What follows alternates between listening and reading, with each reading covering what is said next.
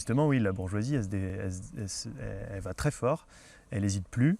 On l'a vu dans d'autres luttes, hein. On l'a vu quand, après le 7 octobre, les manifestations pour la paix, qui étaient bien annoncées pour la paix, dans plein d'endroits du pays, elles étaient interdites systématiquement par les préfets. Et là, on a vu quand même qu'on était un peu à la peine, quoi. Le préfet nous a dit non, et on va pas y aller, quoi. Ou on va faire un recours, puis on va attendre de voir. Puis en fait, on sait même plus faire un recours.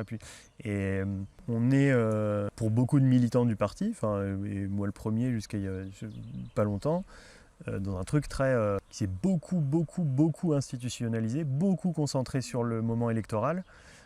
Beaucoup trop, et ce qui se justifiait sûrement à un moment de l'histoire où la bourgeoisie elle était d'accord pour négocier des choses par la grève et par le rapport de force électorale.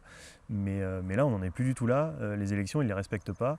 Les grèves, les préfets, ils réquisitionnent le personnel. Les manifestations, ils font tirer les flics dedans. Et puis ensuite, les militants sont condamnés. Nous, un camarade qui est responsable de l'union départementale CGT du 79, il a été récemment condamné à Poitiers pour l'organisation de la manifestation de Sainte-Soline, parce que lui, comme d'autres porte-parole et responsables syndicaux qui avaient été courageux et qui avaient mis leur nom pour déposer la manifestation qui a ensuite été interdite, maintenant ils sont condamnés, quoi. Et une condamnation de la CGT pour l'organisation de manifestations, c'était jamais vu depuis la Libération.